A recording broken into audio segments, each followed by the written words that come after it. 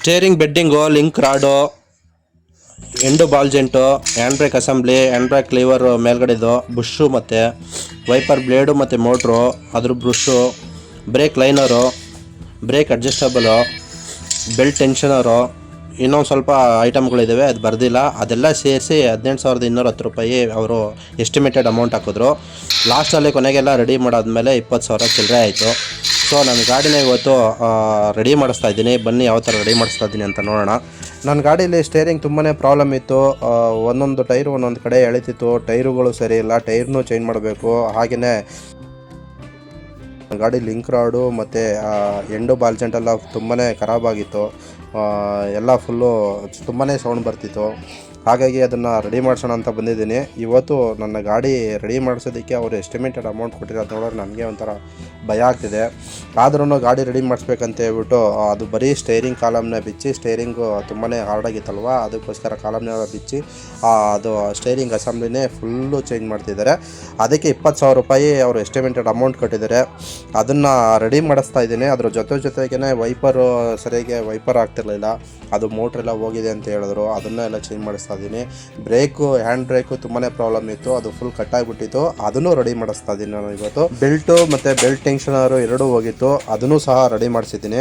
ಇಷ್ಟೆಲ್ಲ ಮಾಡಿಸಾದ್ಮೇಲೆ ಮತ್ತೆ ನನ್ನ ಗಾಡಿ ಫುಲ್ಲು ರೆಡಿ ಆಗಿಲ್ಲ. ಇನ್ನೂ ಸ್ವಲ್ಪ ಐಟಮ್ನ ಹಾಕ್ಸ್ಬೇಕಾಗಿತ್ತು. ನನ್ನ ಹತ್ರ ಕಾಸಿಲ್ದಿರೋದ್ರಿಂದ ಅವನ್ನೆಲ್ಲ ಐಟಮ್ನೆಲ್ಲ ಹಾಕ್ಸಿಲ್ಲ. ಇನ್ನೂ ಸಾಕಬ್ಜರು, ಡ್ರೈ ಸಾಫ್ಟು ಮತ್ತು ಗಾಡಿ ಸೀಟು ಇದನ್ನೆಲ್ಲ ಹಾಕ್ಸ್ಬೇಕಾಗಿತ್ತು. ಅದೆಲ್ಲ ಹಾಕ್ಸೋದಕ್ಕೆ ಈಗ ಅಮೌಂಟ್ ಶಾರ್ಟೇಜ್ ಇತ್ತು. ಅದಕ್ಕೋಸ್ಕರ ಈಗ ಮೇನ್ ಏನಿದೆ ಅದನ್ನು ಮಾತ್ರ ಹಾಕ್ಸಿದ್ದೀನಿ. ಮತ್ತು ಸ್ಟೇರಿಂಗ್ ಕಾಲಮ್ನ ಫುಲ್ಲು ಅದು ಅಸೆಂಬ್ಲಿನೇ ತಗೊಂಡೋಗ್ಬಿಟ್ಟು ಲೇತಲ್ಲಿ ತಗೊಂಡೋಗ್ಬಿಟ್ಟು ಅದೇನೋ ಫೇಸಿಂಗ್ ಅಂತ ಮಾಡಿಸ್ಕೊಂಡು ಬಂದರು. ಅದಕ್ಕೇ 5,500 ಅಂತ ಹಾಕ್ಬಿಟ್ಟಿದ್ರು. ಅದಾದಮೇಲೆ ನನ್ನ ಗಾಡಿದ ಬ್ರೇಕ್ ಡ್ರಮ್ಮನ್ನು ಫೇಸಿಂಗ್ ಮಾಡಿಸೋದಕ್ಕೆ ತಗೊಂಡೋಗಿದ್ರು ಲೇತ್ಗೆ. ಅದರಿಂದ ಅದು ಒಂದು ಸ್ವಲ್ಪ ಲೇಟ್ ಆಯಿತು ತಗೊಂಡು ಬರೋದು ಲೇಟ್ ಆಯಿತು. ಅದರಿಂದ ಅದು ಅರ್ಧ ದಿನ ಅಲ್ಲೇ ಲೇಟ್ ಮಾಡಿಬಿಟ್ರು. ಸೊ ನನಗೆ ಒಂದು ದಿನ ಲೇಟಾಗಿ ಕೊಟ್ಟರು ಅದನ್ನು, ಗಾಡಿನ ನನಗೆ ಡೆಲಿವರಿ ಮಾಡಿದ್ರು. ಸೊ ನನ್ನ ಗಾಡಿಗೆ ಗೇರ್ ಬಾಕ್ಸ್ ಬೆಂಡಿಂಗು ಅದನ್ನು ಅಮೌಂಟ್ ಬಂದು 1,105 ರೂಪಾಯಿ ಹಾಕಿದರು. ಬ್ರೇಕ್ ಲೈನರ್ ಬಂದು 1,350 ರೂಪಾಯಿ. ಮತ್ತು ಬ್ರೇಕ್ ಲೈನರ್ ಅಡ್ಜಸ್ಟ್ಮೆಂಟ್ ಅಂತ ಹೇಳ್ಬಿಟ್ಟು ಇದೆ, ಅದು 600 ರೂಪಾಯಿ ಇದೆ. ಡ್ರಮ್ ಫೇಸಿಂಗ್ ಅಂತ ಹೇಳ್ಬಿಟ್ಟು 800 ರೂಪಾಯಿ ಹಾಕಿದ್ದಾರೆ. ಲಿಂಕ್ ರಾಡ್ ಬಂದು 1,200 ರೂಪಾಯಿ ಹಾಕಿದ್ದಾರೆ. ಅದಾದಮೇಲೆ ವೈಪರ್ ಬ್ಲೇಡು ಮತ್ತು ಅದ್ರ ಮೋಟರು ಎಲ್ಲ ಸೇರಿ ಒಂದು 700-800 ರೂಪಾಯಿ ಅದಕ್ಕೆ ಹಾಕಿದ್ದಾರೆ. ಸ್ಟಡಿ ಬಾಲ್ ಜಂಟು 3,200 ರೂಪಾಯಿ. ಸೊ ಇವರ ಒಂದು ಲೇಬರ್ ಬಂದು 1,700 ರೂಪಾಯಿ ಹಾಕಿದ್ದಾರೆ. ಅದಾದಮೇಲೆ ನೆಕ್ಸ್ಟು ನಾವು ಟೆನ್ಷನರ್ ಹಾಕ್ಸ್ದೆ ಮತ್ತು ಬೆಲ್ಟ್ ಹಾಕ್ಸ್ದೆ, ಅದು ಎಕ್ಸ್ಟ್ರಾ ಚಾರ್ಜ್ ಆಯಿತು. ಇದೆಲ್ಲ ಸೇರಿ ಟೋಟಲ್ 20,000 ಅಮೌಂಟು ತಗೊಂಡ್ರು. ಸೊ ಎಲ್ಲ ಐಟಮ್ನು MGPಲೇ ತಗೊಂಡು ಬಂದು ಹಾಕಿದ್ದಾರೆ. ನೋಡೋಣ ನನ್ನ ಗಾಡಿ ಈಗ ಯಾವ ಥರ ಇದೆ ಅಂತ. ನಾನು ಗಾಡಿನ ಡ್ರೈವ್ ಮಾಡಿ ನೆಕ್ಸ್ಟ್ ವೀಡಿಯೋ ಮಾಡಿದಾಗ ಅದ್ರ ಬಗ್ಗೆ ನಿಮಗೆ ಹೇಳ್ತೀನಿ. ಈ ಸ್ಟೈರಿಂಗ್ ಫ್ರಂಟ್ ಕೆಲಸ ಎಲ್ಲ ಮುಗಿಸ್ಕೊಂಡು ರೆಡಿ ಮಾಡಿದ್ರು, ಗಾಡಿ ಎಲ್ಲ ರೆಡಿ ಮಾಡೋಷ್ಟೊಳಗಡೆ ಒಂದು 5 ಗಂಟೆ ಆಗಿತ್ತು. ಸಾಯಂಕಾಲ 5 ಗಂಟೆ ಆಗಿತ್ತು. 5 ಗಂಟೆ ಆದಮೇಲೆ ನಾನು ಈಗ ಹೊಸದಾಗಿ ಟೈರ್ ಹಾಕ್ಸ್ಲೇಬೇಕಾಗಿತ್ತು. ಯಾಕೆಂತ ಹೇಳಿದ್ರೆ ಟೈರು ಸಹ ಎಲ್ಲ ಸಮದೋಗ್ಬಿಟ್ಟಿದ್ದು. ಹಾಗಾಗಿ ಟೈರ್ಗೆ ಹಾಕ್ಸೋಣ ಅಂತ ಹೇಳ್ಬಿಟ್ಟು ಟೈರ್ ಹಾಕ್ಸೋದಕ್ಕೆ ನಾವು ಹೋದ್ವಿ. ನಾವು ಅಲ್ಲಿ ಏನು ಅಂತ ಹೇಳಿದ್ರೆ, ನಾನು ಟೈರ್ ಹಾಕ್ಸೋದಕ್ಕೆ 4 ಟೈರು ಹೊಸದು ಹಾಕ್ಸೋಣ ಅಂತ ಹೇಳ್ಬಿಟ್ಟು ಹೋದೆ. EMI ಏನಾರು ಕೊಡ್ತಾರೆ ಅಂತ ಹೇಳ್ಬಿಟ್ಟು. ನನ್ನ ಹತ್ರ ಬಜಾಜ್ ಕಾರ್ಡ್ ಇತ್ತು ನಮ್ಮ ಮಿಸ್ಸಸ್ದು. ಸೊ ಅವಳ ಹೆಸರಲ್ಲಿ ನಾನು ಟೈರ್ನ EMIಯಲ್ಲಿ ತಗೊಳ್ಳೋಣ ಅಂತ ಹೋದ್ವಿ. ಅಲ್ಲಿ ನೋಡಿದ್ರೆ EMI ಅಕ್ಸೆಪ್ಟ್ ಆಗಿಲ್ಲ, ರಿಜೆಕ್ಟ್ ಆಯಿತು. ಹಾಗಾಗಿ ನನ್ನ ಹತ್ರ ಒಂದು 10,000 ರೂಪಾಯಿ ಅಮೌಂಟ್ ಇತ್ತು. 10,000 ರೂಪಾಯಿ ಅಮೌಂಟಲ್ಲೇ ಮುಂದೆಗಡೆ 2 ಟೈರ್ ಹಾಕ್ಸ್ಕೊಂಡು ಬಂದ್ವಿ. ಬಂದಾದಮೇಲೆ ನೆಕ್ಸ್ಟು ಅದು ಟೈರ್ ಹಾಕ್ಸಾದ್ಮೇಲೆ ನೆಕ್ಸ್ಟು ನಾವು ಅದನ್ನು ಅಲೈನ್ಮೆಂಟ್ ಬೇರೆ ಮಾಡಿಸ್ಬೇಕಾಗಿತ್ತು. ಸೊ ಅಲೈನ್ಮೆಂಟು ಅಲ್ಲಿ ಇರಲಿಲ್ಲ, ಟೈರ್ ಹಾಕ್ಸೋತವು. ಅದಕ್ಕೋಸ್ಕರ ಅಲ್ಲಿ ಟೈರ್ ಹಾಕ್ಸ್ಕೊಂಡು ಬೇರೆ ಕಡೆ ಹೋಗಿ ಅಲೈನ್ಮೆಂಟ್ ಮಾಡಿಸ್ಕೊಂಡು ಬಂದ್ವಿ. ಇಷ್ಟಕ್ಕೆ ನನ್ನ ಗಾಡಿ ಕೆಲಸ ಇನ್ನೂ ಮುಗ್ದಿಲ್ಲ. ನನ್ನ ಗಾಡಿ ಕೆಲಸ ಮುಗ್ದಿರೋದು ಬರೀ ಕಾಲು ಭಾಗ ಅಷ್ಟೇ. ಇನ್ನೂ ಮುಕ್ಕಾಲು ಭಾಗ ಕೆಲಸ ಹಂಗೆ ಬಾಕಿ ಇದೆ.